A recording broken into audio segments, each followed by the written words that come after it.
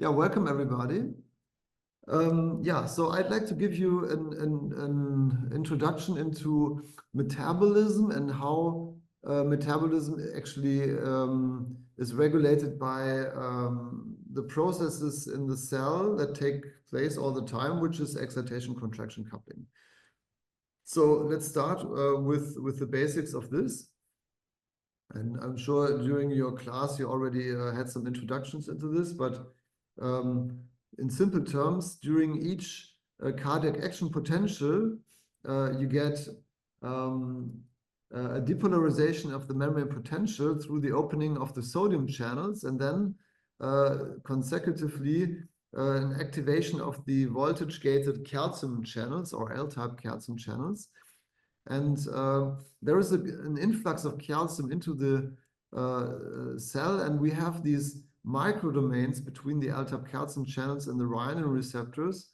And through the increase in calcium in the vicinity of the renin receptors, you have this process termed calcium-induced calcium release. And this then leads to a substantial increase in calcium in the cytosol, where the calcium then can activate the myofilaments for contraction. And in a human cardiac myocytes, about 30% of the calcium coming from outside, and about 70% of the calcium come from the sarcoplasmic reticulum. And this ratio is not equal in all species. So for instance, in the mouse, and many people work with the mouse, the relation is rather 10% come from outside and 90% from the SR. So this needs to be considered when doing mouse experiments, for instance. So the contraction, and then during relaxation, the calcium is taken back up into the SR by an ATP-dependent process, which is governed by the SR calcium ATPase or SERCA. And the amount of calcium that came in through the L-type calcium channels is exported via the forward mode of the sodium-calcium exchanger. Now, these processes consume large amounts of energy, and each heartbeat consumes about 2% of the ATP pool. And that means that the ATP pool is typically turned over in less than 1 minute. And during exercise, this can go even faster. And therefore, we always need a very efficient replenishment of ATP by oxidative phosphorylation, which takes place in the mitochondria. So let's have a look inside the mitochondria. Here we have the inner mitochondrial membrane, which I have here. And here is the respiratory chain. And what we have is we have glucose fueling into glycolysis, and the pyruvate is taken up into the mitochondria. Or we have the fatty acids that come into the cell and into the mitochondria, and then after beta oxidation, they can also produce acetyl-CoA. And that is the backbone or the substrate for the Krebs cycle.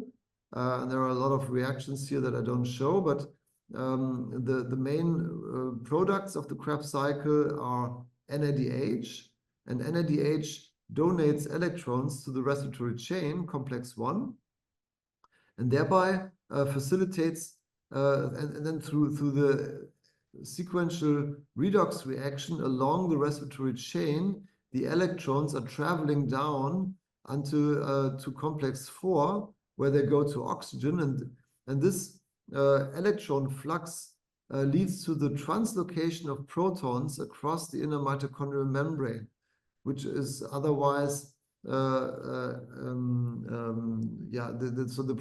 this proton gradient is then the driving force for the ATPase or ATP synthase. So unless there is a leak in the inner mitochondrial membrane, but this is normally impermeable to protons. So in intact mitochondria, we have this gradient that is really the driving force for the ATP production. Now, when we do exercise, we need to adapt our energy production to the new demands because we have sympathetic activation that will, through beta-adrenergic stimulation, increase the amplitude and frequency of cytosolic calcium transients. And this, at the sarcomeres, consumes ATP. and thereby the ADP is the hydrolysis product, will come back to the mitochondria and stimulate respiration to regenerate ADP to ATP. So when you have isolated mitochondria in an experiment, what you typically do to increase respiration or oxygen consumption is that you add ADP so that more electrons flow down the respiratory chain. Now, this would normally, or this immediately oxidizes the redox state of NADH because more electrons are required to regenerate the ADP to ATP. However, during this physiological increase in workload, we have calcium that enters the mitochondria via the mitochondrial calcium uniporter. And this calcium then stimulates Krebs cycle dehydrogenases, such as the isocitrate or alpha-ketoglutarate or pyruvate dehydrogenase. And thereby, the regeneration of oxidized NAD+ back to NADH is accelerated. And this is what we call a parallel activation, where calcium on the one hand activates energy consumption, but also regeneration in parallel. And this is a mechanism in order to maintain stable levels of ATP, so that respiration can, and remember this, is controlled by workload on the one hand, and by the calcium-induced stimulation of the Krebs cycle to maintain stable NADH by NAD+ ratios to always have sufficient electrons to produce ATP. Now, the kinetics of mitochondrial calcium uptake have been a matter of debate for many years. And during my time as a postdoc in Baltimore, I specifically focused on understanding the kinetics of mitochondrial calcium uptake in normal hearts, but also during heart failure. And to do this, we developed a technology where we take isolated adult cardiac myocytes. We use them from guinea pigs, and then we load them with a mitochondrial calcium reporter called ROD2, which goes primarily to mitochondria, but which also leaves some traces in the cytosol.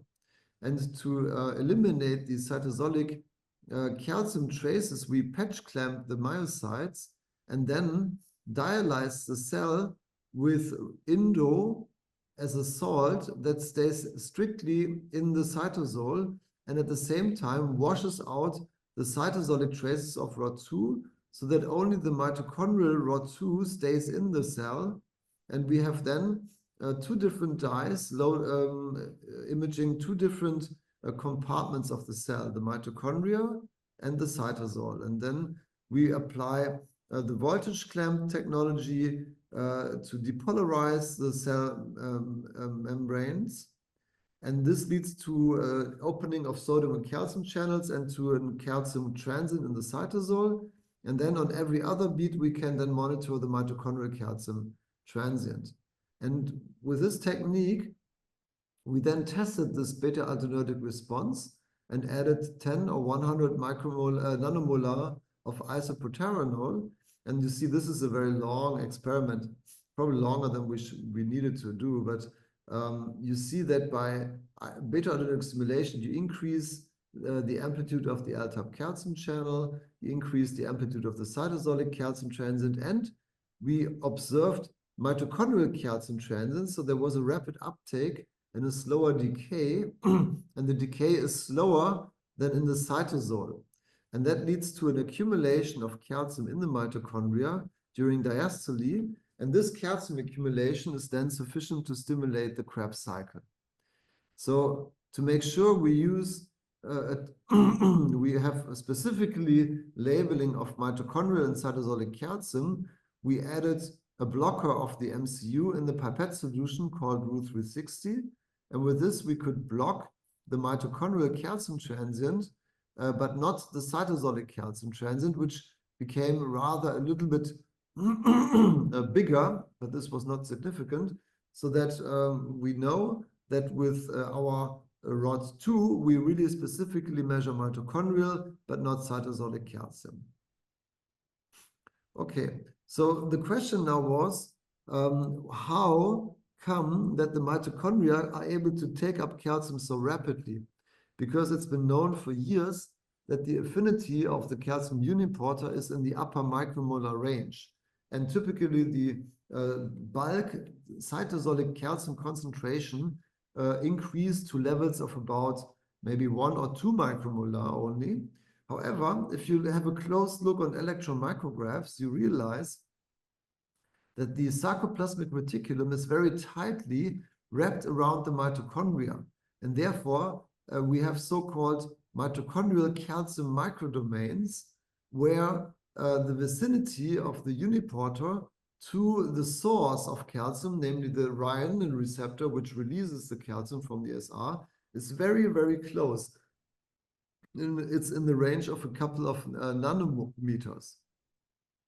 So we wanted to test this to see how important such a microdomain between the SR and the mitochondria is for the efficacy of mitochondrial calcium uptake. And to do so, we compared, on the one hand, a coordinated SR calcium release, which we induced either by calcium-induced calcium release with voltage clamping or with coffeine pulses.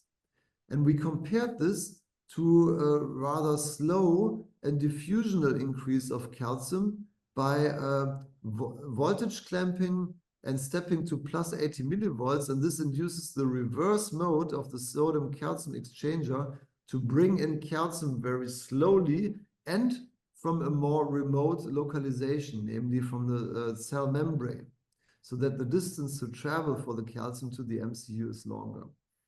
And this is how we did this.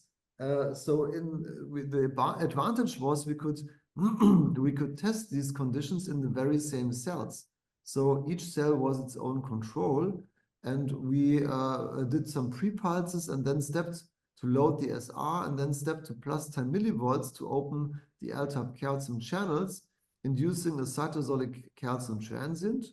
And this calcium transient was then immediately followed by a mitochondrial calcium transient. And then we depleted the SR with thepsigargin, which more or less blocks the circa. And then you deplete the SR and then we step to plus 80 millivolts. And this brings in calcium only via the reverse mode of the sodium-calcium exchanger. You see here this positive current, which is because it's an electrogenic, and the NCX is exchanging 3 sodium for 1 calcium. So if you bring in calcium, you export 3 sodiums. So the positive charge goes outside of the cell. That's what you see here. And you also see that the uptake of calcium is much, much slower than with the calcium-induced calcium release from the SR, but even bigger for the bulk calcium transient, because we can expand this NCX pulse as long as we want until more and more calcium comes in. And you see here that to achieve a similar increase in mitochondrial calcium, we needed to increase the calcium to a much higher degree when it came in through the NCX compared to the calcium-induced calcium release. So when we then plotted the cytosolic against the mitochondrial calcium in each condition, we saw these slopes, and you could see that the efficacy of mitochondrial calcium uptake is reported by the steepness of these functions here. And we saw that the efficacy of mitochondrial calcium uptake was much higher when we had the calcium-induced calcium release compared to the NCX-driven calcium influx here. And then we also did this to understand if this is also of bioenergetic consequence. We measured in the cells the redox state of NADH and FAD, which are both products of the Krebs cycle.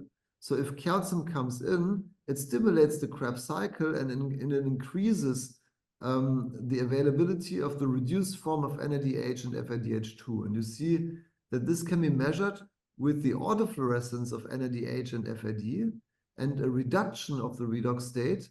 So more NADH is an increase in fluorescence of NADH, but a decrease of fluorescence of FADH2. So you can use this also ratiometrically. Yeah, so here you see that caffeine will lead to an immediate reduction of the redox state, but the NCX current which we applied did not lead to an increase of the redox state to a similar extent, so that we could also show, and this was after controlling that this was the same amount of calcium influx than the caffeine release for the cell, for the bulk cytosol. So we could tell that the less efficient mitochondrial calcium uptake via the sodium-calcium exchanger also has bioenergetic implications because it's less efficient to actually stimulate the Krebs cycle. And this is also clinically important because in patients with heart failure, you have a number of problems, namely the calcium release from the SR is much decreased. We have higher sodium, and therefore we have much more reverse mode NCX-driven calcium uptake during an action potential. So in other words, we have a less efficient increase in the cytosolic calcium that is less efficient to trigger a calcium uptake via the calcium uniporter. Now, since the vicinity of the SR to the mitochondria is of importance for this efficient calcium uptake, it has always been suspected that there would be so-called tethers that would tether the sarcoplasmic reticulum to the mitochondria, as shown here in this publication.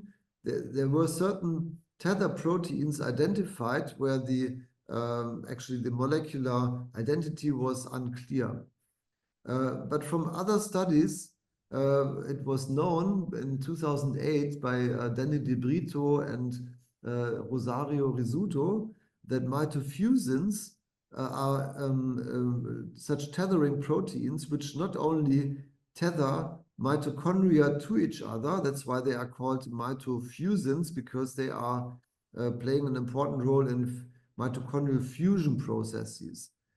But we have mitofusin 1 and mitofusin 2, and both can link mitochondria to each other, and they can also interact with each other. So if you now knock out either mitofusin 1 or mitofusin 2, you get rid of either one of them, but you do not stop completely the mitochondrial fusion because the other mitofusion can still account for mitochondrial fusion. So this is the paper I mentioned by De Brito and this was actually Lucas Corano and not Rosario Rizzuto, sorry for that. And here you see that when you knock out mitofusin 2, but not 1, you would also lose the tethering not of the mitochondria to each other, but mitochondria to endoplasmic reticulum, which is the same as the sarcoplasmic reticulum in cardiac myocytes. So what we did is we did a study with mitofusin 2 and mitofusin 1 knockout mice and observed that only when knocking out mitofusin 2, we would get rid of the spatial association of the SR to the mitochondria. We could see this in electron micrographs where the distance between the mitochondria and the SR became bigger. And we also saw that the mitochondrial calcium accumulation during beta-adrenergic stimulation was impaired by knocking out mitofusin 2. And this also had implications for the redox state of NADH. As you can see here, there was a more pronounced oxidation at the time when there was less mitochondrial calcium uptake. Okay, so the other thing that we were always interested in is how, which role does these processes play for oxidative stress? And because mitochondria are the primary source for reactive oxygen species, which are produced in particular at complexes 1 and 3 of the respiratory chain. So there is superoxide formation, and superoxide is actually very efficiently eliminated by the superoxide dismutase, and it's formed to hydrogen peroxide. And hydrogen peroxide in turn is detoxified by a whole cascade of enzyme reactions, namely the glutathione peroxidase and the peroxyredoxine thioredoxine system. And as you can see here, to regenerate these H2O2 eliminating systems, we need NADPH. Now, I told you a little bit about NADH already. NADPH is also a product of the Krebs cycle because the malic enzyme is and the isocitrate dehydrogenase all receive substrates from the Krebs cycle. But we also have a third enzyme that sits in the inner mitochondrial membrane, which is called the nicotinamide nucleotide transhydrogenase. And this is an enzyme that catalyzes the reaction of NADH and NADP+ to NADPH and NAD+.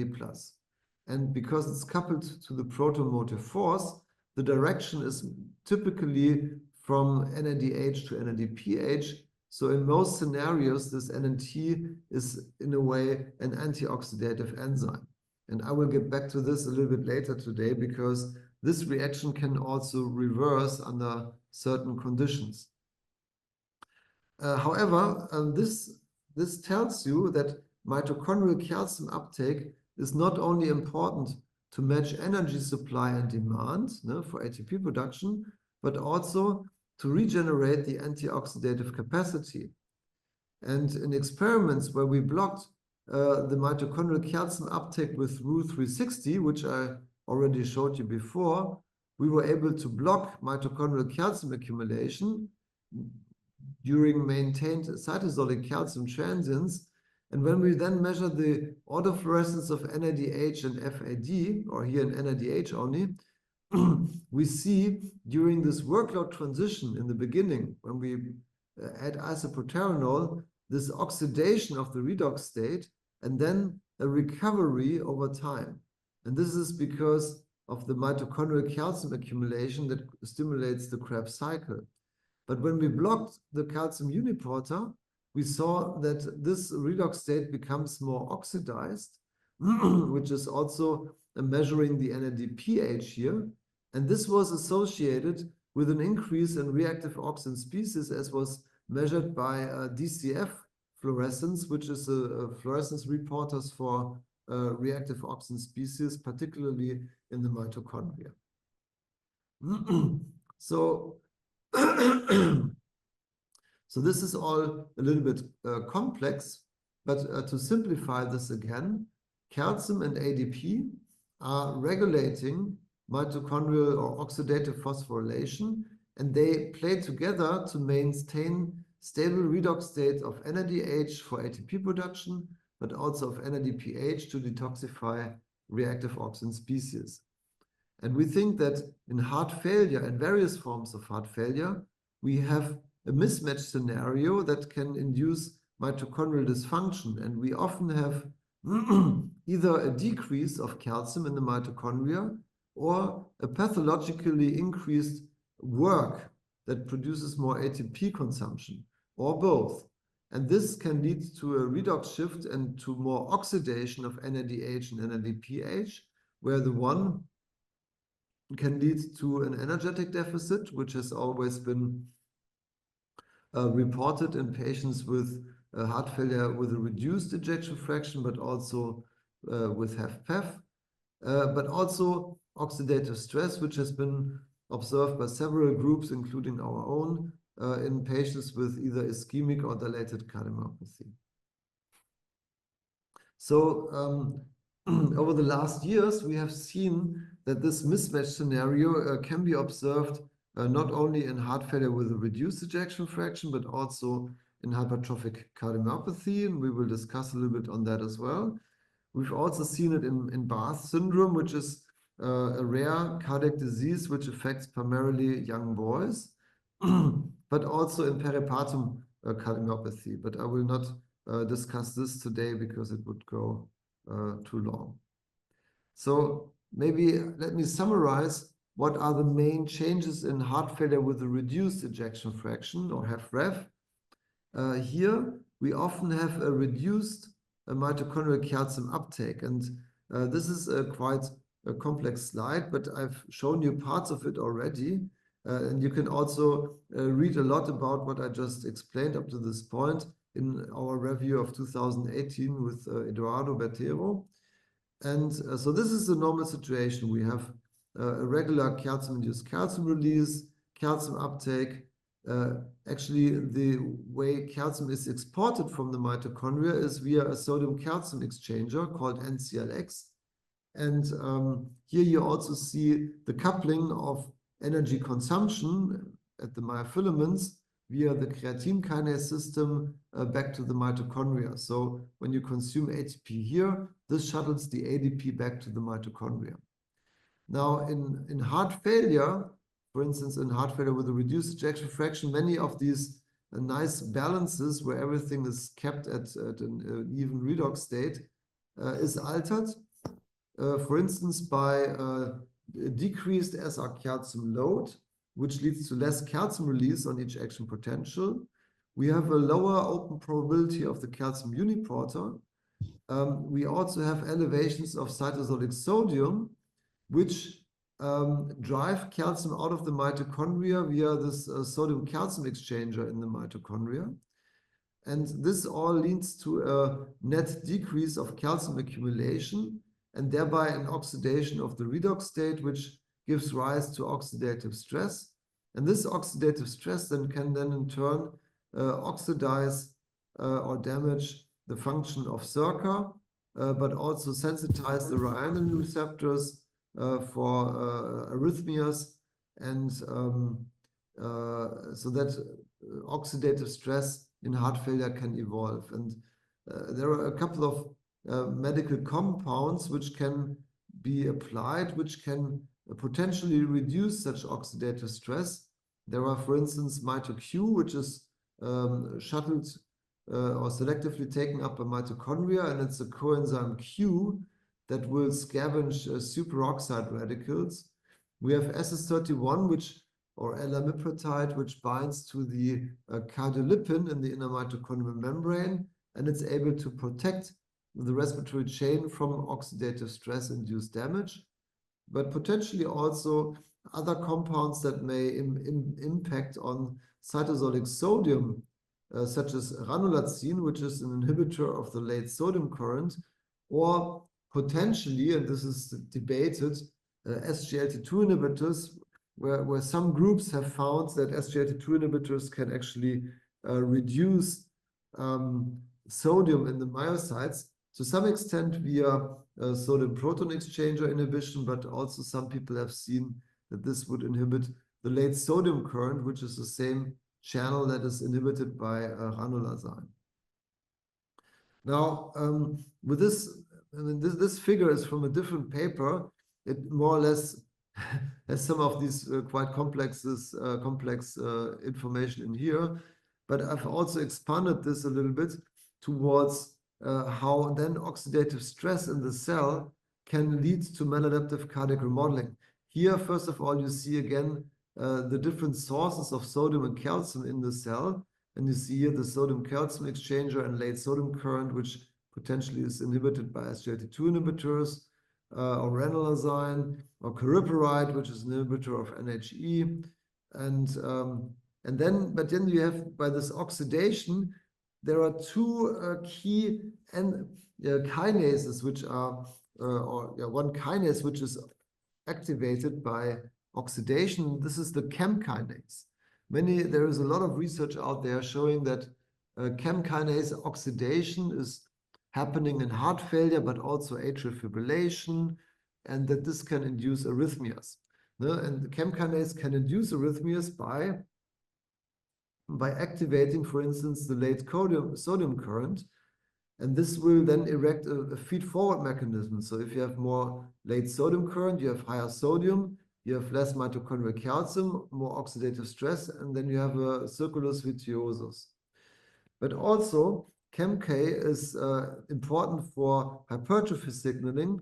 I haven't shown this here, but there is a specific interaction between CHEM kinase and HDAC, but HDAC can also be oxidized in its own right. So it could be either through ChemK or oxidation of HDAC directly. that leads to more pro-hypertrophic gene expression, and therefore the development of structural cardiac remodeling and heart failure. So as you can see, we think there is a feed-forward mechanism between alteration of excitation-contraction coupling, oxidative stress, and maladaptive cardiac remodeling and cardiac dysfunction. Okay, so that was a lot of information. If you have questions up to here, please feel free to ask them. Yes, I see one hand is raised. Yes, hello. According to you, is there a difference of pulsatile calcium release from the sarcoplasmic reticulum and leakage of the sarcoplasmic of calcium by the renin receptor onto the redox balance equilibrium? I'm not sure if I understood this question correctly. Are you asking whether the leak, are you referring to the leak of the renin receptor? Or? Yes. Yes. So the leak of the renin receptors has been observed in heart failure. It's typically the result of a hyperphosphorylation or oxidation, and this has two implications. One, it depletes the calcium level in the sarcoplasmic reticulum, and thereby we have a lower release of calcium on a triggered calcium release. Yeah? On the other hand, this may increase the diastolic calcium concentration. Yeah? It also means that a leak will demand more reuptake by circa, so more ATP consumption. It's an energy-consuming process. And all of these things together can trigger more arrhythmias. It's known that leaky renin receptors are more prone to be opening. On the other hand, the depletion of the calcium store is something that works against this, because I would say a spontaneous SR calcium release is triggered either by increased opening probability or a very high calcium load. So a leak will reduce the load, but it's normally associated with a higher opening probability. Now, in terms of calcium uptake into mitochondria, if you have less calcium-induced calcium release on a regular action potential, we would also have less calcium uptake into mitochondria. Now, I'm aware that there are a few papers in the field that suggest that a leaky renin receptor, this leak may also leads to calcium overload in the mitochondria. Now, we don't have any evidence that this is happening in the experiments we have been doing. I cannot rule this completely out. However, the calcium uniporter is, as I said, opening, especially with high calcium concentrations. A leak of calcium from the SR would normally be expected to increase calcium only modestly. So there is even such a gatekeeper function of the MCU, and this has been even observed before any of the molecular components of the MCU complex were resolved. But today we know that MECU1, MECU2 are kind of the gatekeeper proteins that close the channel at low calcium concentrations, but once you supersede a certain threshold of about 500 nanomolar, which is about already close to systolic calcium concentration, then there is a cooperative effect that opens the MCU and allows even stronger increase of calcium via the MCU. So this is we call it a gatekeeper function, and the leak of renin receptors together with the gatekeeper function of the MCU, in my view, should rather prevent calcium overload in the mitochondria when you have a leaky renin receptor. Now, but who knows? Maybe there are, because the interesting thing is some people think that there is a renin receptor 1, this is renin receptor 2, but there is a renin receptor 1 in the inner mitochondrial membrane. And some people think that this renin receptor may also mediate calcium uptake. Maybe there is a more direct association of renin receptors with the MCU, that when leaky, maybe it takes up calcium. But from everything we have so far done and what can be read in the literature, we don't have much evidence for this calcium overload in face of a leaky renin receptor. And it's a phenomenon that's been described in mice. But in mice, you also have to remember that they have a very high heart rate of 600 beats per minute. So maybe achieving a mitochondrial calcium overload at such a high beating frequency is maybe more likely. But I hope this answers your question. Yes. Yeah, okay, good. Thank you. If I'm allowed to ask a question in the form of a comment, Yes. Thank you very much for this very brilliant introduction and your reminding of the problem of diffusion. I would just make a little comment for the students to remind everybody that your heart, when you stay at rest for one day, perform a work of about 120 kilojoules per day. To achieve this work, your 250 gram left ventricle will have to synthesize around 1.5 kilogram ATP. Here, the metabolic the metabolism of the heart relies almost entirely on aerobic metabolism. And you mentioned the key problem of parallel activation by calcium for the control of mitochondrial respiration, which is a kind of very important question, the control of mitochondrial respiration in the heart, and a kind of mystery since 60 years. You mentioned the parallel activation by calcium and also the control by cytosolic concentration of ADP. The apparent Km for ADP of mitochondrial respiration in skin fibers is high above 100 micromolar. So it's very high compared to what you can obtain in isolated mitochondria, where it's around 15, 20 micromolar. So it's very high. And this doesn't make ADP a very good candidate to control mitochondrial respiration. Because if you want to preserve a free energy of ATP high, you have to maintain ADP low.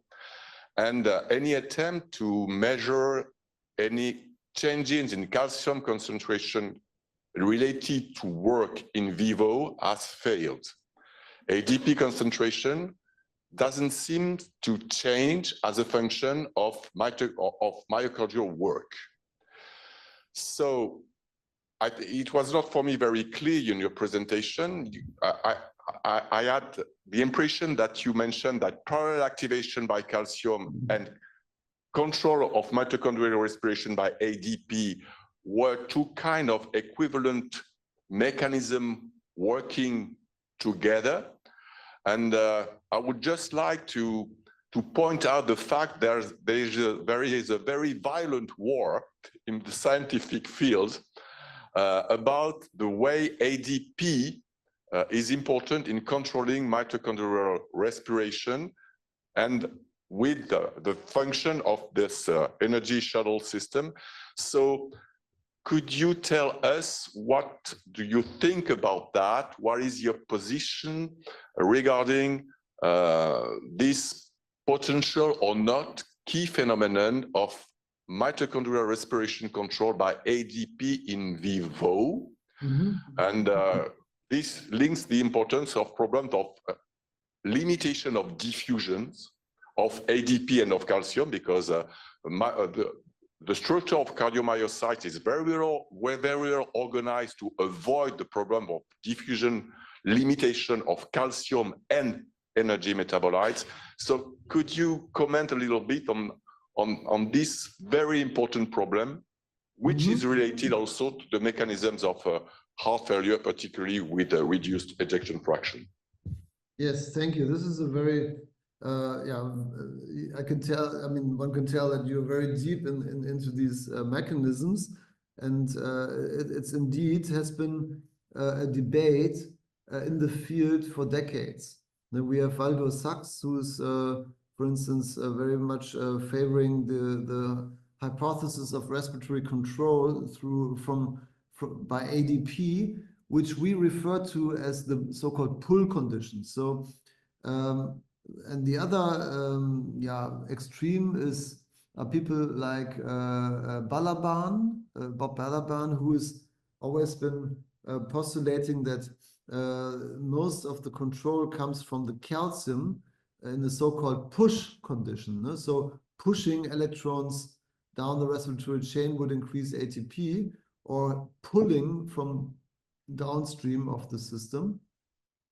So as I mentioned, we, and when I say we, I go back to Brian O'Rourke and Sonia Cortázar and Miguel Aon, with whom I worked in Baltimore for many years. We believe in both, but that this is a complementary mechanism. And but we do have evidence to support this through computational modeling, which is also backed up by experimental evidence. And I show you a result later. But let me first explain. So you are completely right. The diffusion, so from the contraction, from the myofilaments to the mitochondria, this is achieved by the creatine kinase system, because we have the myofilamental CK, which converts ATP or ADP to creatine and phosphocreatine to ATP locally. And the phosphocreatine is kind of the spatial shuttle, which shuttles between the mitochondria, where we have the mitochondrial creatine kinase, which converts it back to ADP, and thereby makes it able to be uptaken via the adenine nucleotide here, the ANT. No? So we do have enzymes accounting for this communication, but I agree that there is also microdomains, spatial microdomains between. So that's why the mitochondria, for instance, are positioned also very close or along the myofilaments, so that the distance that the ATP needs to travel is not too far. No? So the mitochondria are strategically located in the cell at the sites of energy consumption in order to avoid such a loss by diffusion. The same holds true with the SR, and you've seen this in the beginning with this electron micrographs, where you had the mitochondria wrapped around with the SR, but all in the direct vicinity to the myofilaments. Now, what is the evidence that, so although you're right that, and this is actually always the starting argument of Bob Balaban when he says, we did measurements with NMR spectroscopy, if that's what he's saying. So they did it, NMR spectroscopy, measuring ATP, phosphocreatine, and all these high energy phosphates in a working heart. And then they would increase the workload of the heart and found that ATP would never change, and phosphocreatine. And that was the argument for them to say, see, because ATP doesn't change, ADP is not changing much, and therefore, but still the heart consumes more oxygen, so the control must come from somewhere else. And they were arguing that this is coming from calcium driving respiration in the push condition. However, I think what is not recognized here is that we have this this parallel activation that will help to, because the regeneration, if you have ATP consumption and ADP, the regeneration of ATP is kind of immediate. So there is, because the system is so efficient, it can replenish the ATP right away, and it uses the electrons stored here in the NADH to do this. So problems will occur if you are completely depleting the NADH, then you have no more electrons, and then you may run into energetic deficit.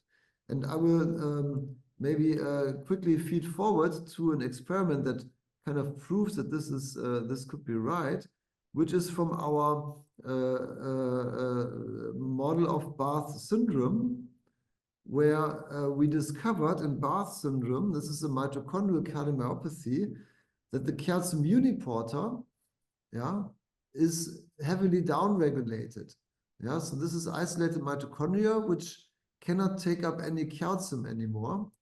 You see here, so this is a calcium retention assay in isolated mitochondria. What we do is we take mitochondria, put them in a solution, and then we add a calcium reporter that will report the calcium outside of the mitochondria. And then we add calcium pulses of 10 micromolar, and you see calcium goes up and then goes down, and goes up and goes down, goes up, goes down. And the going down is always because the mitochondria take up the calcium and eliminate the extra mitochondrial calcium thereby. And you can do this several times until the mitochondria are saturated and maybe even pop open. And this is the opening of the permeability transition pore, which you can inhibit when you add cyclosporin A, which is a blocker of the permeability transition pore. Which this is when this pore opens, you have typically cell death induced by mitochondrial destruction. Because when the pore opens, you have calcium and all sorts of stuff coming in, and you lose the integrity of the inner mitochondrial membrane, and this typically induces cell death. So what you see here in black is the regular calcium uptake kinetics. And in these, and I will explain this again a little later, in our Barth syndrome hearts, we have no calcium uniporter anymore, so the calcium cannot enter the mitochondria anymore. So it stays outside in the extra mitochondrial space. Now, when we measure mitochondrial calcium uptake during beta-adrenergic stimulation, you see in black the wild types where it goes up. You have increased amplitudes of transients and the accumulation, as I've shown you before. And this is mostly blunted in the Barth. Now look at the redox state of NADH. What happens when you do not have calcium uptake is you have an oxidation of the redox state. And this is completely driven by ADP-induced acceleration of respiration. This immediate oxidation of NADH is only because ATP is consumed and NADH is consumed, and because calcium cannot enter, there is no regeneration of NADH. And this is exactly what we get when we test this in computational modeling, where we can also simulate the scenario where you get this immediate oxidation of the redox state. And by the way, it's coming completely back to normal when you stop the high frequency stimulation with 5 Hertz. So to your question, I think this proves that ADP is able to accelerate respiration efficiently and thereby maintain the ATP levels. And only when you have calcium uptake, then the redox state of NADH is staying maintained, as you see here in the black curve. But if you have a problem with mitochondrial calcium uptake, then you run into this redox mismatch, which gives rise to oxidative stress. Although the oxidative stress was modest in the Barth syndrome, but we still observed arrhythmias here. And we could then prevent these arrhythmias when we would increase mitochondrial calcium uptake with a compound called CGP, which blocks the mitochondrial sodium calcium exchanger, and thereby we could regenerate the redox state of NADH a little bit under these conditions. Did this answer your question?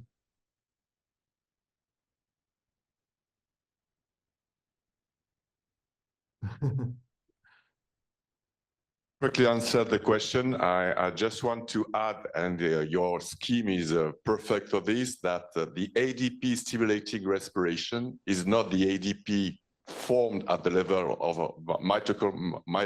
myosin ATPase or circa, but it's the ADP formed at the level of mitochondrial creatine kinase. So this molecule does not diffuse. Right. And the key element is the creatine kinase system. That's a good point. Surprisingly, though, mice are quite viable. So there have been experiments where all of the creatine was eliminated, and surprisingly, these mice were still normal, but they have some deficits in the maximal exercise capacity. So, but I would completely agree that the creatine kinase is an important system to channel this energy and to bridge this the spatial distances. Okay, so let's move on. So what we discovered a couple of years later is that this transhydrogenase, which is normally used in the forward mode to regenerate NADPH, can be the cause of NADP depletion in situations when you have high energetic demand, because then the reaction reverses and depletes the NADPH. And so we found that during physiological workload conditions, so for instance, during exercise, this is, as I explained to you, you have a lot of calcium-induced stimulation of NADH production, and you have enough substrate for a forward mode of the transhydrogenase, which will then produce NADPH and provide antioxidative capacity. Now, when you have a pathological workload, for instance, in a heart that has a high afterload, for instance, by aortic stenosis or a high blood pressure in the clinic, then you consume more NADH towards ATP production, and thereby reverse the direction of the NNT for NADPH depletion, and this is at the cost of the antioxidative capacity. And we discovered this because, and if you work with mice, this is quite relevant. There is the most common used mouse strain is the C57 Black 6 mice from Jackson Laboratory, so Black 6J. And they have a mutation, all of them, a mutation of the NNT, missing of exons 7 to 11, and thereby there is no functional NNT protein. But when you have a Black 6 mouse from Jackson, from Charles River, which is typically the N strain, they look completely the same, but they have a functional NNT. So this was discovered at some point around 2005 or 6.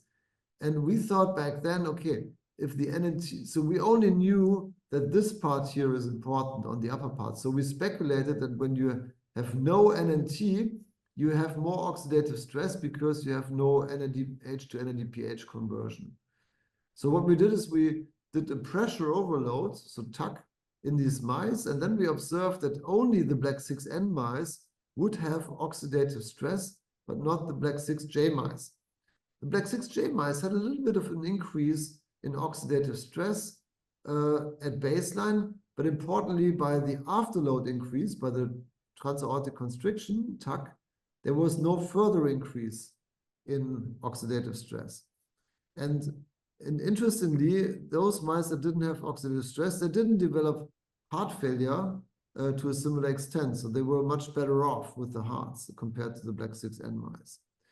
And also the Black 6N mice after TAC were dying more often than the Black 6J mice. Now, when we treated these mice with this compound SS31, which accumulates in mitochondria and binds to cadolipin to protect mitochondria from oxidative stress, we could rescue the phenotype or the mortality in the Black 6N mice after TAC, but in the Black 6J mice, there was no additional effect because there was no mortality in the first place. So from these data, we conclude that this reverse mode of the transhydrogenase was a novel mechanism for mitochondrial ROS emission. This played a causal role for the development of heart failure, and in Black 6J mice that undergo aortic constriction or other energy-requiring interventions, the development of mitochondrial ROS is heavily underestimated. And potentially, this compound could also be a therapy for heart failure. So in the years after, we worked a lot on hypertrophic cardiomyopathy, and here we have the problems occurring from gene mutations of genes encoding sarcomeric proteins. For instance, myosin binding protein C3 or myosin heavy chain 7 or troponin T. And but we also have a few or some fewer mutations that affect metabolism in general, or sometimes mitochondria. Now, when looking at the most frequently mutations, the sarcomeric mutations, many of them have in common that they increase the calcium affinity of the myofilaments. So that means that for any given calcium increase in the cell, there is a stronger contraction already, but at the same time, there is also less relaxation. So when you do isolated cardiac myocytes, you can see it here.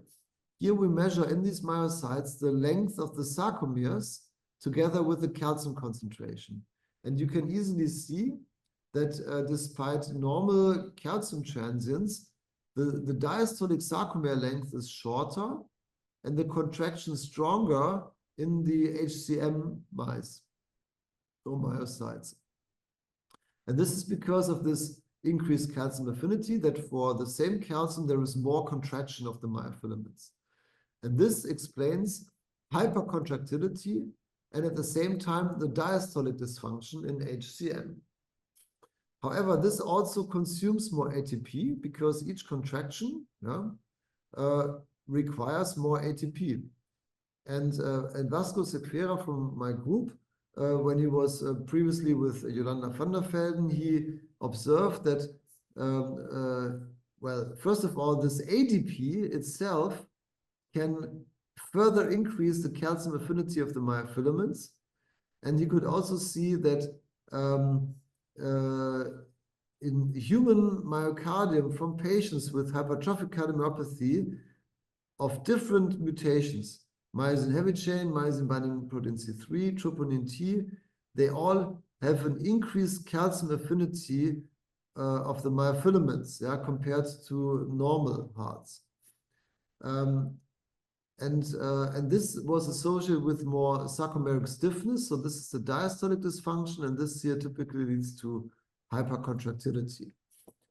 And in our experimental model, we observed that by this increased energy demand, there was more oxidation of the redox state of NADH, as we measured in these isolated mitochondria, in these isolated cardiac myocytes. So here we measure the redox state of NADH and FAD, and because it's a ratiometric one, we can use the ratio, and this reports the redox state, and you see it's more oxidized, which is aggravated during beta-adrenergic stimulation and high-frequency stimulation. And interestingly, this oxidation was associated with more oxidative stress, so reactive oxygen species formation reported by DCF.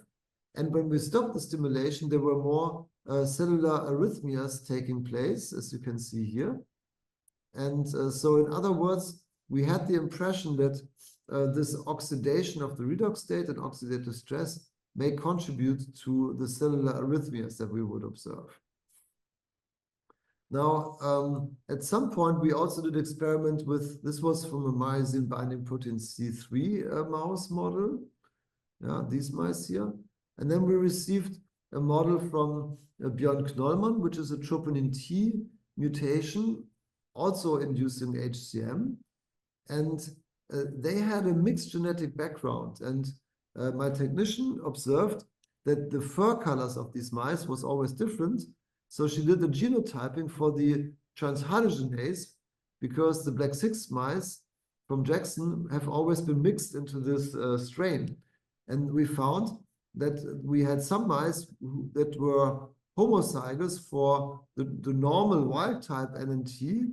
Many of them were homozygous for the truncated version stemming from black 6J mice, and quite a lot of them were heterozygous, which had either one allele of the truncated and one of the wild type NNT. So, and then we observed that when we would group these mice into those with and without an NNT expression, this is here the TT is truncated, 2 alleles of truncated, or at least one wild type allele, then we have oxidative. So we only have oxidative stress and arrhythmias when there was at least one NNT present. When there is no NNT, no oxidative stress and no arrhythmias. And therefore, we also believe that the calcium sensitization of the myofilaments increases the energetic demand. And then again, the ADP-induced stimulation of respiration depletes NADH and leads to a reversal of the NNT to regenerate NADH and ATP, but at the cost of the antioxidative NADPH. And this gives then rise to reactive oxygen species emission and to arrhythmias. And we try to simulate this by using normal mice or myocytes and used a pharmacological calcium sensitizer called EMD. And we would also increase the calcium affinity, and we would see similar things, namely the cells were contracting stronger. But we also observed that we induced more calcium sparks and calcium waves when we were adding EMD together with isoproterenol, simulating the HCM condition. And then we did this experiment in mice that overexpressed the catalase in the mitochondria specifically. And there we observed that the occurrence of calcium waves and sparks was heavily reduced. And this tells us that it's really mitochondrial hydrogen peroxide, which is the substrate for catalase, that is mediating the cellular arrhythmias. And in the meantime, Vasco from my group went on to also look at the creatine kinase. And he found in samples from patients with hypertrophic cardiomyopathy that the creatine kinase is more oxidized. And he quantified this and found that there was, no matter what mutations the HCM patients had, there was always an oxidation of the redox state, and this was associated with a decrease in creatine kinase activity. And he even found a quite nice correlation between the degree of oxidation and the reduction in creatine kinase activity. And it's actually well established that an oxidation of creatine kinase at this particular site can lead to an inactivation of the CK. And again, they simulated this with EMD in cardiac myocytes, and then after the experiment measured the creatine kinase activity and found that you could indeed, by just the calcium sensitization and then stressing it with isoproterenol and 5-Hz stimulation, you could induce a creatine kinase inactivation, and they could prevent it by, on the one hand, by inhibiting the sodium-calcium exchanger with this compound CGP, which increases mitochondrial calcium accumulation and thereby stimulates the regeneration of NADH and NADPH. So in other terms, by the calcium mismatch in the mitochondria, which is sensitive to CGP, oxidative stress occurs that can contribute to inactivation of the creatine kinase. And this means that there is also an additional, so there is a crosstalk between oxidative stress and energy deprivation at the myofilaments. Now, the CGP compound also was able to prevent the arrhythmias on the whole heart level on Langendorf perfused hearts, where by high frequency pacing, and this was done by Björn Knollmann's group, there was an oxidation of the redox state and the occurrence of more ventricular arrhythmias. And this arrhythmia in these HCM mice could be prevented by treating these hearts ex vivo with CGP to rebalance mitochondrial calcium. And finally, we also looked at the conduction of electricity. So as you know, the conduction of the electrical signal from cell to cell is mediated by connexin 43. And Björn's group in previous years has already shown that in HCM mice, those were the same one that we used, the I79N mutation of the troponin T. Here they observed that when they exposed them to isoproterenol injection, there was a prolongation of the QRS duration, so a broadening of the QRS complex, which provides a substrate for re-entry tachycardia. And this broadening of the QRS complex was associated with a dephosphorylation of connexin 43, and this could be prevented by blebistatin, which interrupts actin-myosin interaction. So in other words, if you prevent this energetic burden in HCM, you improve or you restore the phosphorylation of connexin 43, but you would also prevent the prolongation of the QRS complex. So we repeated this kind of experiment, and this is an in vivo experiment where you inject isoproterenol, and again, we saw, like them back in the years, that in the I79N mice, there was a broadening of the QRS complex, and this could be actually improved by injecting SS31, which is the compound which accumulates in mitochondria and protects the respiratory chain from oxidative stress. And this is a compound that is not an antioxidant because it does not reduce the oxidation of the myocytes. Yeah? But we observed, again now, when we group these mice to those with at least one functional allele of the transhalogenase, that this QRS broadening is much stronger than in the mice that did not have a transhalogenase. And also we saw that the effect of SS31 to protect from QRS broadening was only pronounced in those with an intact transhalogenase, indicating that oxidative stress from the mitochondria is required to induce such a broadening, and SS31 is then efficient when this is the problem of the underlying arrhythmia or electrical change.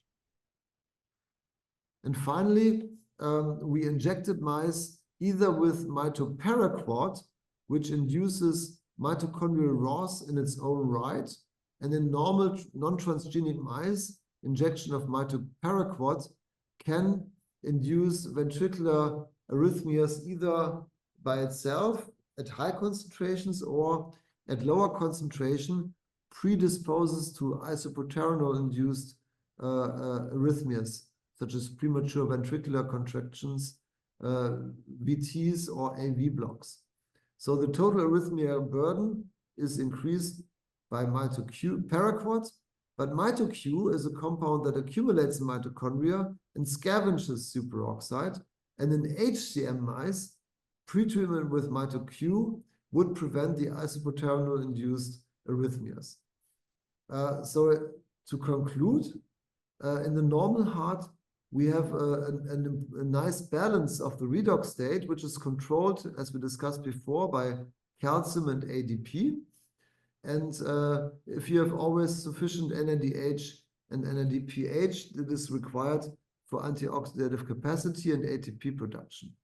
Now, in hypertrophic cardiomyopathy, an increase in the calcium affinity of the myofilaments increases mechanical workload at the myofilaments, increases force at systole and diastole, increases myocardial work, and this increase in ADP shifts the equilibrium to more oxidation of the redox state and allows for the reverse mode of the transhalogenase to refuel the ATPase, but it also shifts the redox state of glutathione and thereby produces oxidative stress, which also contributes to the energetic deficit.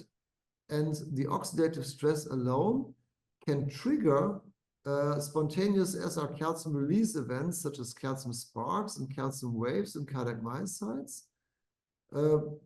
Others have shown that this may be mediated by chem kinase as well. We didn't see this, but maybe possible. And these can result into extra contractions and premature ventricular contractions.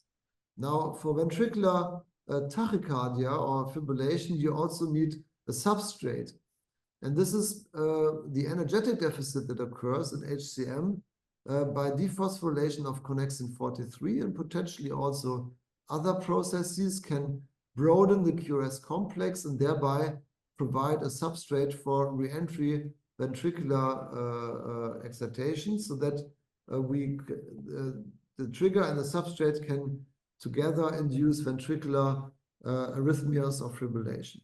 And in our model, we could prevent these events, or we could recapitulate this by injecting mitoparaquat to produce superoxide, but we would prevent this by either rebalancing the mitochondrial calcium handling with CGP, by deleting or using mice with a deleted transhydrogenase, where this reverse mode NNT is not working anymore, or with a compound called MitoQ, which scavenges superoxide, or with SS31, which protects from oxidative stress-induced energetic deficit. And potentially also myosin inhibitors, which are now used in the clinic for HCM, would be efficient to prevent these arrhythmias from upstream. And we actually do have first in vitro data that show that with myosin inhibitors, we can prevent the cellular arrhythmias in mice with mutations similar to hypertrophic cardiomyopathy. So I take another break to take questions on this topic.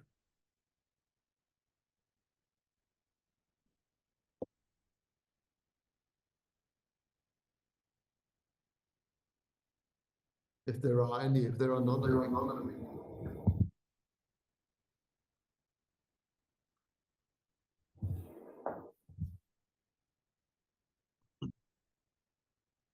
I didn't hear anything yet. Is there a question or? There is no particular question. Yeah, there's no particular questions. You can go on. Okay, then I go. So we eventually put this on bioarchives now. We've been it's still under submission, but we decided to make it public. Excuse me, Christophe. Is it easy to obtain this paper? It's easy on the net. Yes, you can get it bioarchives. Okay. You put it through Maack and Coleman. Yeah. Okay, thank you. Good, great. I will have it. Okay, so let me see.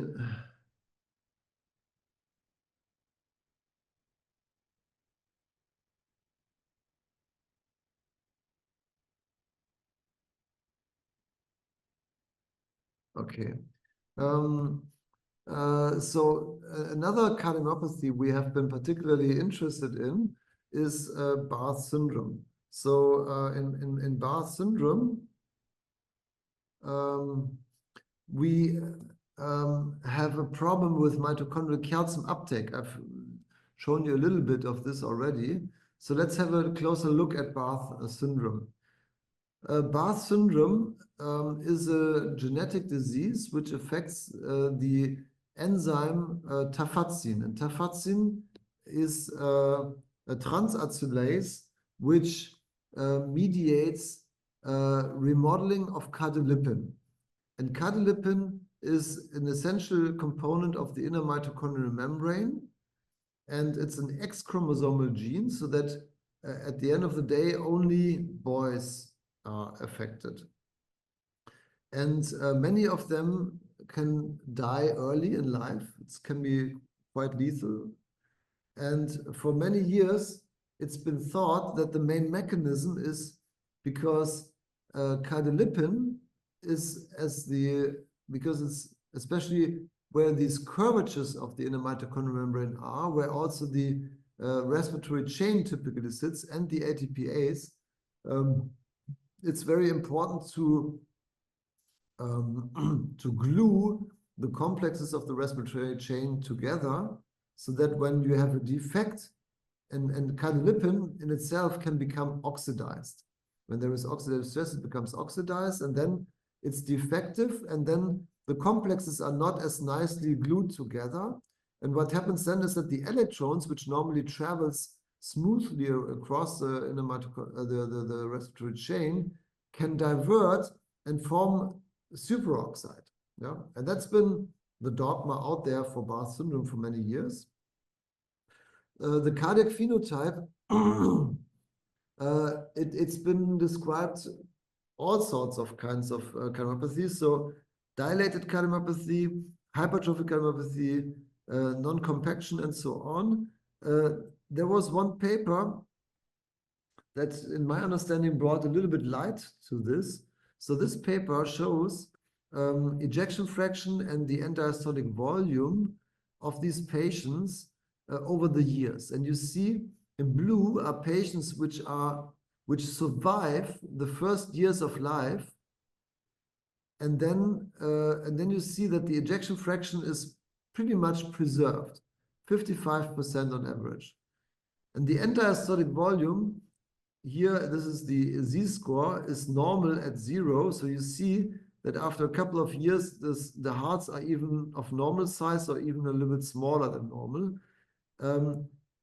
But what you see is that the global longitudinal strain can deteriorate over time. But in other words, it looks like a heart failure with preserved ejection fraction, unless you have a deterioration. And in green are those patients that have undergone cardiac transplantation or died. And you see that they have a stronger deterioration of systolic function and rather a dilated cardiomyopathy phenotype.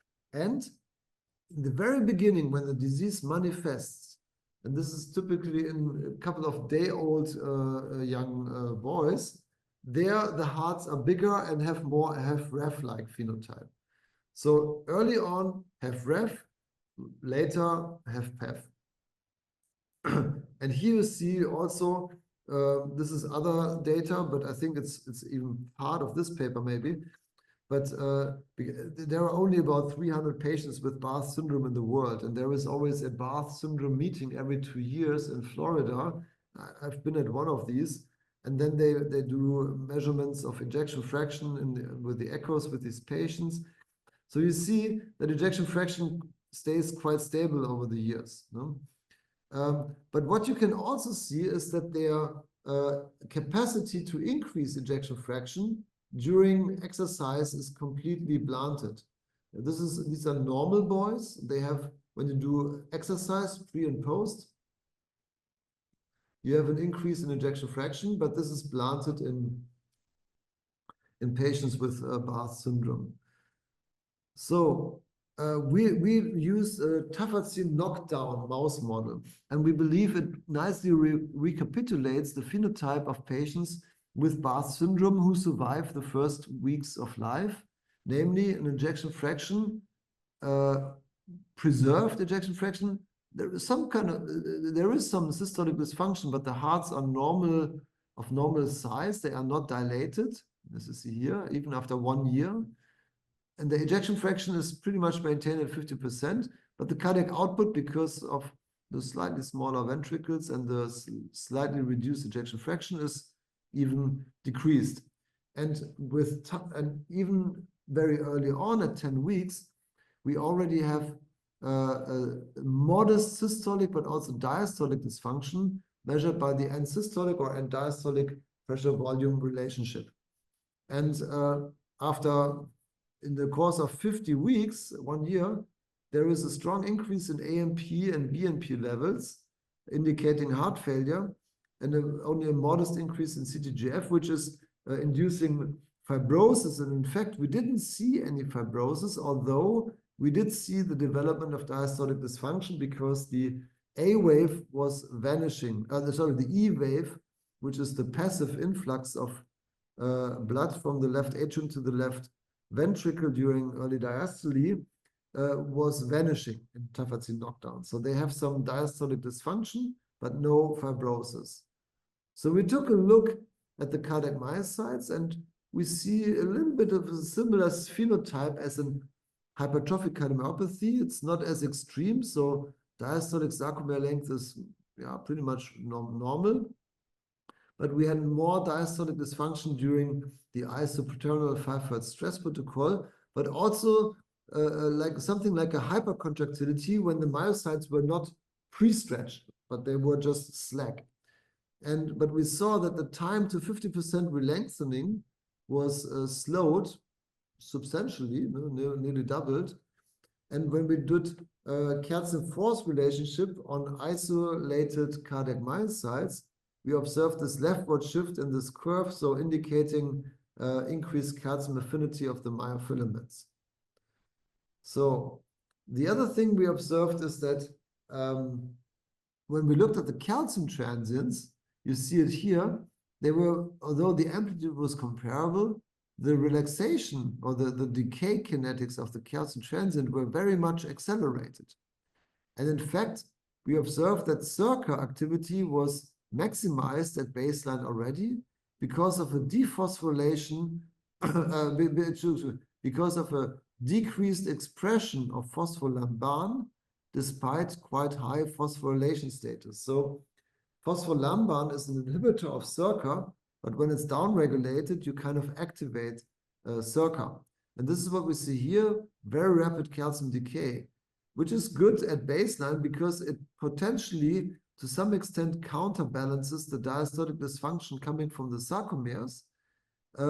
But it also means that when you do exercise or you do isopaterno and 5 Hz, there is no inotropic reserve anymore because that's mostly accounted for by an acceleration of circa activity. And that is not possible anymore because it's already maximized. And you see this here by the rates of calcium decay that there is only a little bit of a reserve left. Yeah?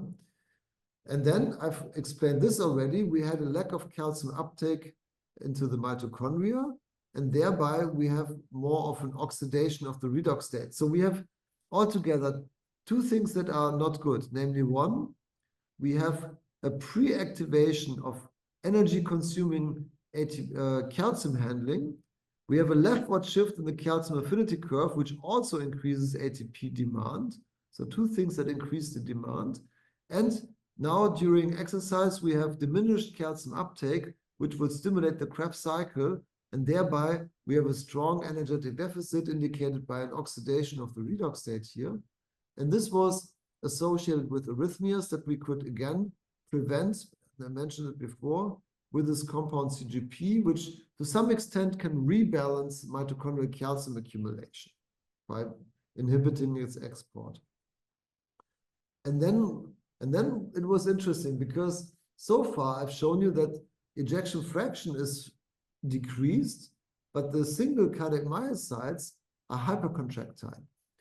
But what happens when you now pre-stretch myocytes and they have a much higher energy requirement?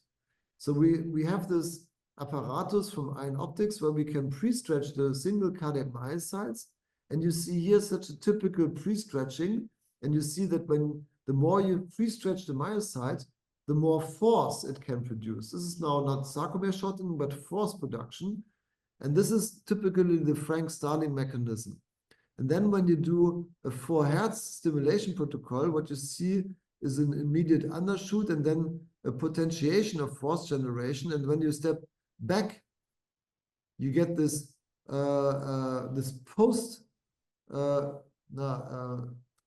post-pause potentiation of contraction.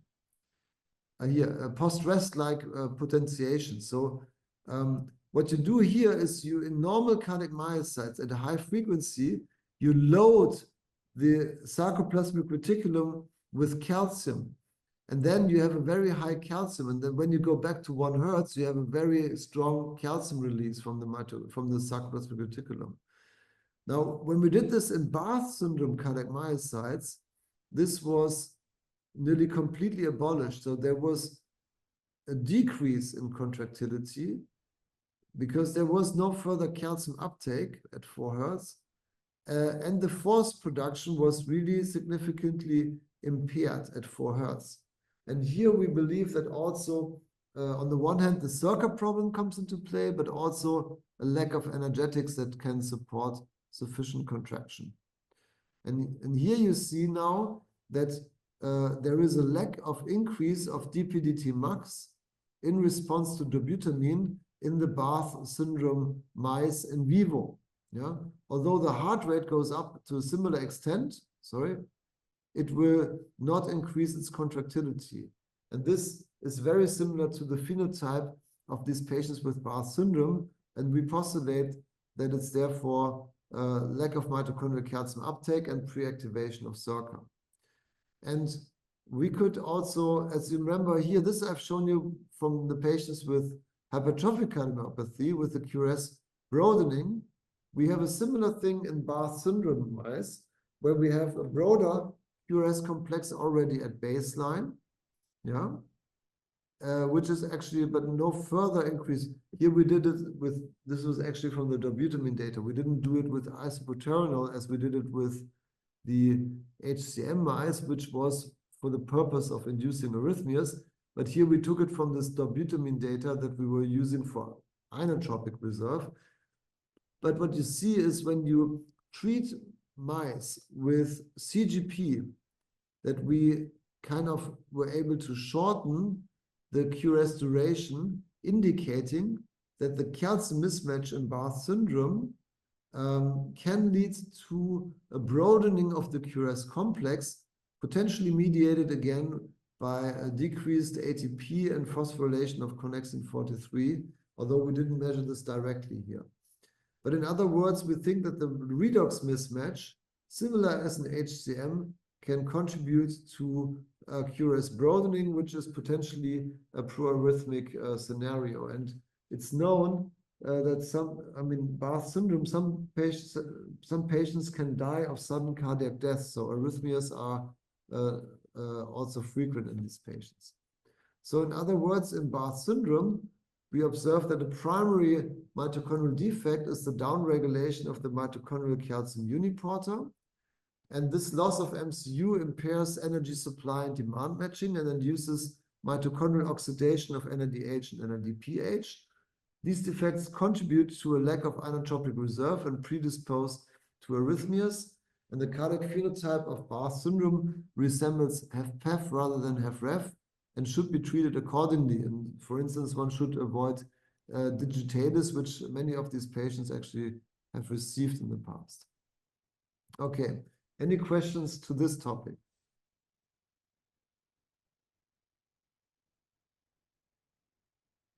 No. Okay. No, you can go on. Thank you. Okay, good. I think what I do is I skip this because it's quite complex, and I would like to rather get a little more clinical because it's maybe a little bit overwhelming. So maybe back to hypertrophic cardiomyopathy. What we think may be happening is that, as I've shown to you, we have different scenarios where we have a redox mismatch and oxidative stress. And there are indeed a couple of enzymes, and I've shown some of them already in my previous slide. But there are some redox-sensitive signaling pathways such as CAM kinase, HDAC, and ERK, which can all induce pro-hypertrophic remodeling. And there are data in the literature that show that when treating animals with N-acetylcysteine, which is also an antioxidant, you can prevent hypertrophy and fibrosis. The other way around. So this is hypertrophy, this is fibrosis. Yeah. And it's also been observed that by the same treatment, you can, in a different mouse line, you can reduce ERK phosphorylation. And ERK is one of these redox-sensitive kinases. Now, there has been a work by Jeff Malcontin's group, published in Cell, where they compared various mouse strains of either hypertrophic or dilated cardiomyopathy. And the main difference they found is differences in ERK activation, where only those hearts which have a hypercontraction have more ERK activity or ERK phosphorylation. And Jeff Malcontin has some other line of research that indicates that ERK activation can mediate a rather concentric form of hypertrophy, whereas the lack of ERK activation leads rather to cell elongation and like an eccentric hypertrophy. And by using a whole array of different mouse models, they would suggest that in all of those animals that have hypercontractility, there was more ERK signaling driving the concentric phenotype, whereas calcineurin signaling, for instance, was similarly activated in the hypertrophic or dilated cardiomyopathy mouse models. So, and this is interesting because ERK is actually downstream of a number of pro-hypertrophic signaling pathways, which are sometimes mutated in the so-called rasopathies or Noonan syndrome. And Noonan syndrome is a somewhat rarer cause of hypertrophic cardiomyopathy, especially in syndromes of little children. Yeah, like they typically have also other problems in the body, but if you have children with hypertrophic cardiomyopathy, they often have these kind of rasopathies. So here, mutations upstream here, for instance, with RAF, can also induce strong hypertrophic cardiomyopathy. And this could be actually prevented by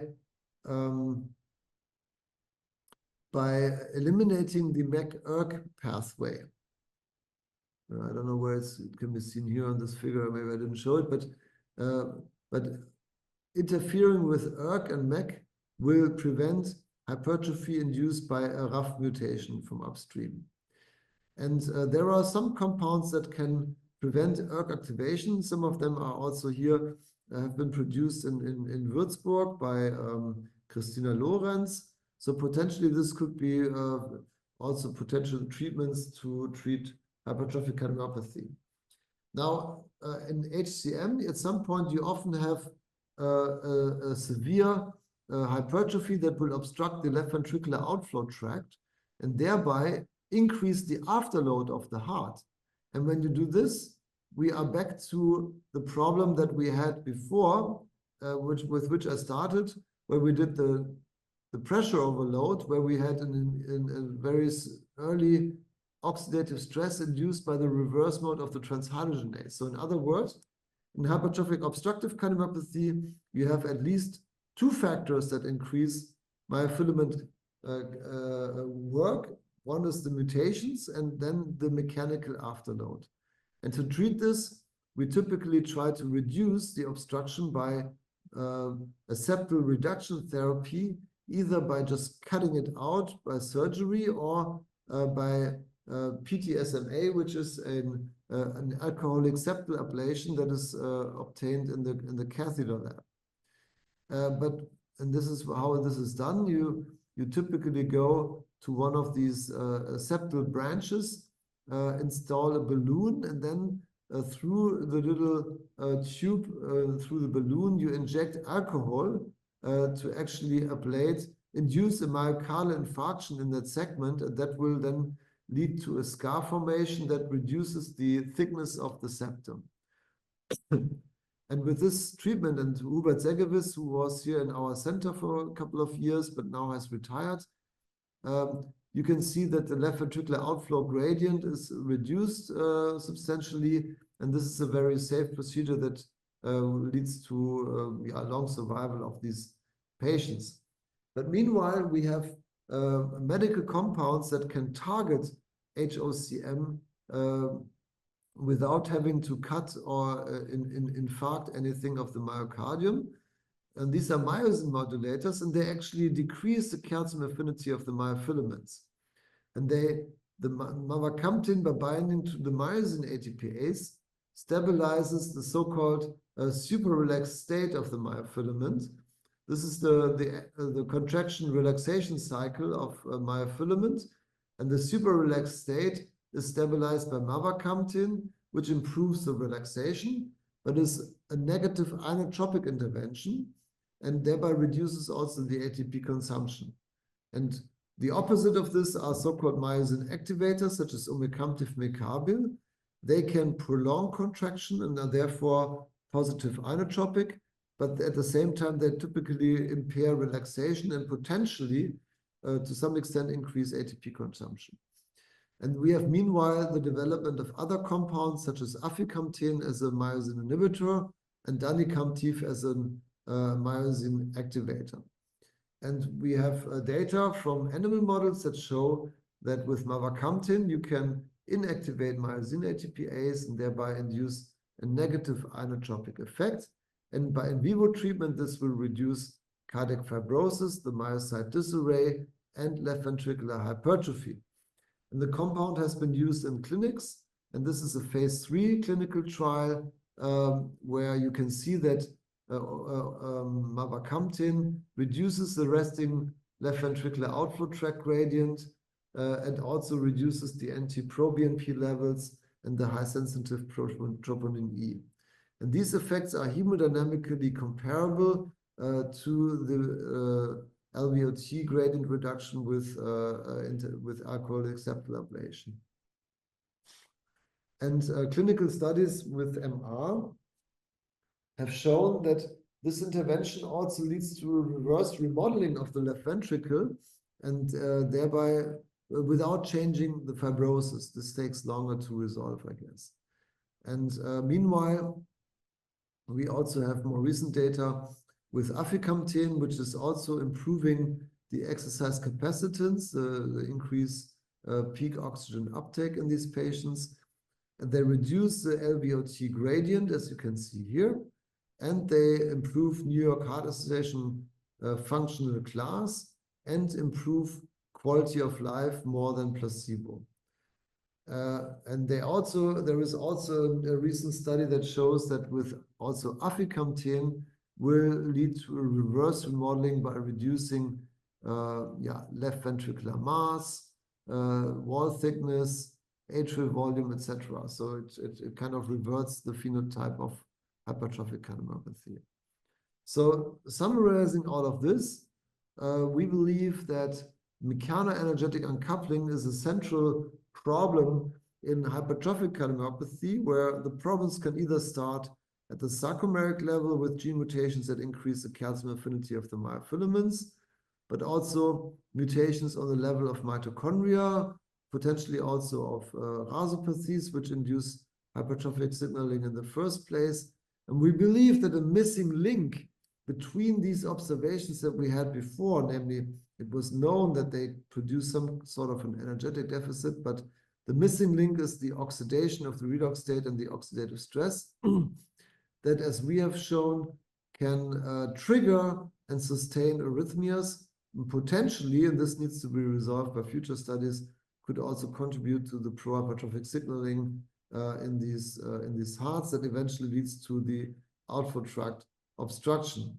And to treat this, you can either do septal reduction therapy or myosin modulators, as has been done recently, and potentially also mitochondrial compounds may be used to prevent arrhythmias in patients with HOCM. Okay, so I think I stop here and would rather take questions. I have some more slides that would try to make the connection to heart failure with a preserved ejection fraction, but I think I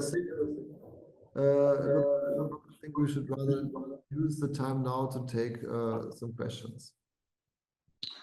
Thank you very much, Christophe. So do you have any questions, comment, need for more explanations? Maybe I can try to start. Well, I don't know if everybody is aware here, but hypertrophic cardiomyopathy is a nightmare. It's a very severe disease, and we have very few possibilities to treat this disease. So my question will be very general, because you showed, and I understood from what you showed that maybe you think that the treatment of this disease has to focus on many targets at the same time, even if the main problem is at the level of the myofibrils. What is your view of this disease? What is to be known yet? What is to be understood? And how do you see the way to progress in the treatment of hypertrophic cardiomyopathy? What is your vision of the future regarding this disease? Because I remind you that a very little time ago, we had nothing to do on this disease except intervention at the level of the septum when you had obstruction. There is a big rise of hope now with the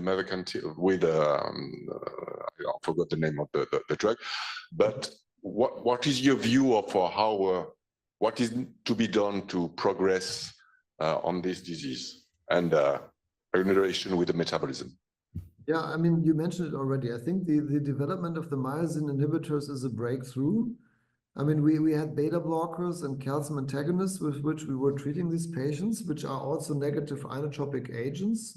So it was a similar idea and mode of action, but it seems like these specific myosin inactivators are much more efficient in reducing contractility and thereby reducing the LVOT gradient. The clinical studies look good. I mean, there is functional improvement, quality of life improvement, and reverse remodeling. So I think we're hitting the right nail with these compounds. You cannot give, I mean, first of all, they're still very expensive. Then you cannot give it to all the patients. For instance, in young women, so they are not allowed to give when you are pregnant. And at the same time, they can also interfere with contraception. So in younger women, it can be problematic to treat with mavacamten, either if they, so it is also not resolved whether one or the other. So nobody has yet compared mavacamten to an interventional treatment. So for instance, in atrial fibrillation, we also can treat with antiarrhythmic drugs, but we can also do an atrial ablation, like atrial fibrillation ablation, which is more efficient, but this was typically tested against best medical treatment, the intervention, and was superior. Now here it looks like the procedures are similarly effective, at least when you do the interventions in specialized centers, which are very good at it. So I think it will be interesting now in the future to make a well-educated treatment allocation in, and this should be done in centers which are specialized on this disease, because also mavacamten is expensive and it requires follow-up echoes and a very careful titration protocol. So you just cannot give it like an SGLT2 inhibitor. So I think we will see more on what the functional consequences of these myosin inhibitors will be, like these reverse remodeling effects, but it will also be interesting to see how myocardial energetics are affected by it. So I think there is some interesting future that we have just by these compounds. And if we can add another layer of mitochondrial compounds to also maybe prevent arrhythmias, that would also be nice, actually. And this is maybe what we're trying to establish here in Würzburg also. You mentioned that we have to be very careful with this drug and its titrations. Do you know, because I don't know, what is the effect of this drug on the healthy patients with a healthy heart? What kind of hemodynamic changes you can see on a healthy heart? Something or nothing? Oh no, you see something. I mean, these compounds, I mean, they are dangerous. You can kill people with this drug if you give it too much of it. It's the half-life of these compounds is very, very long. It's in days, days to weeks. So that means once it's in, it's in. So there is a danger. If somebody takes 5, 6, 7, 8 tablets at a time, you can more or less make his heart stop contracting. So it's not without a danger. And also the normal heart will respond to a myosin inactivator because it's a direct negative inotropic intervention. It just stops sarcomeric contraction, no matter if you have a mutation or not. So in HCM, it's desired. You want a certainty because they're hypercontractile. You want to bring it back to the normal contractility, and that probably restores much of the energetics and remodeling processes. But if you're going too far down, then you get side effects. People get tachycardia because by the negative inotropic effect, they can go into, they decrease their cardiac output, so they will have a sympathetic counter-regulation and get tachycardic. So then you really have to, stop giving it and wait until it levels off again. So it's not trivial. Yes, you understood that this drug operates at a level in which the myosin head is extended and brought in its condition, and avoid the state where the PI and ADP is released to induce the flexion. So even at normal low dose, I don't see when I don't mean when people want to commit suicide by eating the tablets, but at regular doses, you can observe a clear decrease inotropy with this drug. Yes, it's typically see a modest decrease in ejection fraction by a couple of %. Okay, so it's rather small. Yeah. Okay. Other questions? Yes. Maybe I should come. Sorry. Yeah. As you cannot see, we are 15. Okay, yeah. So hello. My question is, during your presentation, you were mostly focused on NADPH and glutathione system and so on. But as far as I understand, there is another antioxidant enzymes or non-enzymatic compounds like vitamin C and so on, that probably, as far as I understand, not linked that much to the mitochondria. And I feel like the oxidative stress, it's each time is a balance of pro-oxidant and antioxidant. So can you, and so this means that, for example, catalase and other compounds doesn't work properly if we have oxidative stress. So can you comment something about this? Or maybe there is also link between bioenergetic and, I don't know, for example, activity and production of catalase and other antioxidant compounds? Yeah, so something that we experienced when we were doing revisions of our manuscript was, so we started to use these conventional and easy to use fluorescence reporters for ROS, which is DCF, and there we would always see this oxidation and also in our NADH redox state. But then we started to use these genetically encoded reporters for hydrogen peroxides called ROGFP or ORB1, and then we were playing around with this mitoparaquat, which is when you give this to isolated mitochondria, you get a really huge increase in superoxide and H2O2, especially because the superoxide is quickly dismutating superoxide to H2O2, and then everything hangs on the H2O2 part. And now, to our surprise, because it was so efficient in the isolated mitochondria, when we gave it to cardiac myocytes, and we used this ROGFP or ORB1 to report H2O2, we didn't see an increase in H2O2 at all. And then we took other mice that had reporters for glutathione, for cytosolic and mitochondrial glutathione, and there we would see with mitoparaquat a modest oxidation of this glutathione pool.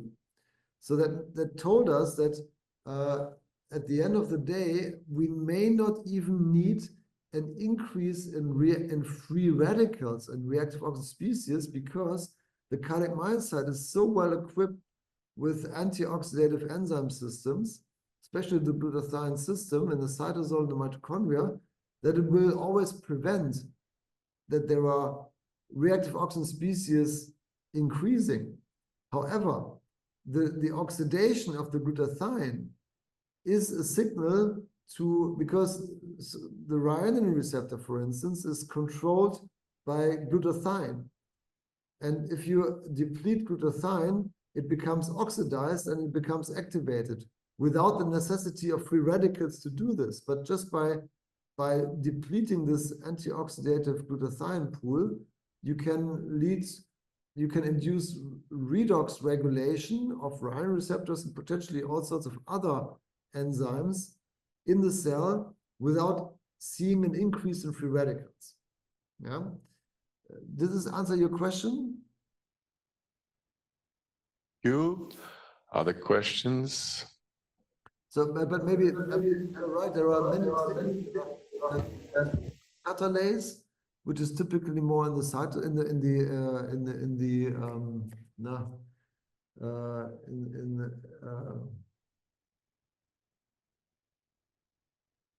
these.